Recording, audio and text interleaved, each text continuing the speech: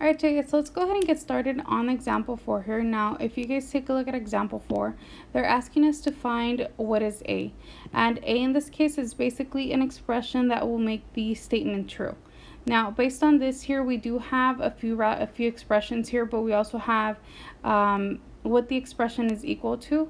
So we need to find basically what A is. And in order to do that, the first thing we have to do is factor. So we basically have to factor both numerator and denominator to determine what we can simplify out of the expression.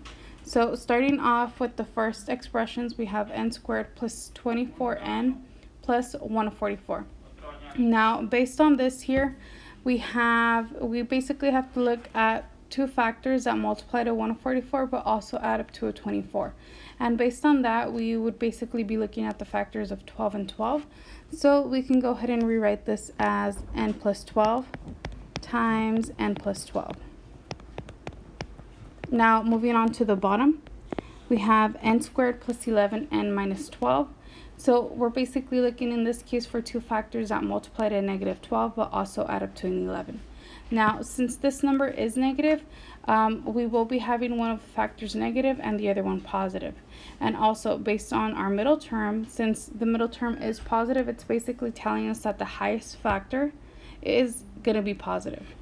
So then we have n plus 12 times n minus 1. And all of this has been multiplied by the next ones.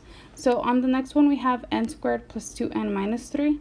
And in this case, once again, we're basically looking for two factors that multiply to negative 3 but add up to 2. And those two factors would be n plus 3 times n minus 1. And we're left with A on the bottom, and all of this is equal to 1. So if you guys take a look at this here, we do have a few factors that are in common, and that's where we cancel some common factors. In this case, that would be n plus 12, where I could cancel on top and bottom, and also n minus 1, where we could cancel on top and bottom. So let's go ahead and rewrite this here. We have n plus 1, or n plus 12, I'm sorry, times n plus 3 all over A. And all of this is equal to 1. So from here, there's actually two ways we could do this. One of the ways is that we can multiply both sides by A in order for us to get rid of the A, or we could cross multiply. Now, any of these would work. So in this case, I want to go ahead and just multiply A to both sides. I'm going to go ahead and multiply this by A and multiply this by A. So that way I can go ahead and cancel this A on the left-hand side. So I could rewrite this as A equals n plus 12 times n plus 3.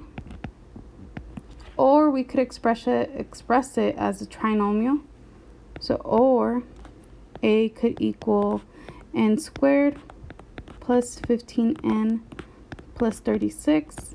So any of these two answers would be acceptable. So you could either express it as two binomials, or you could express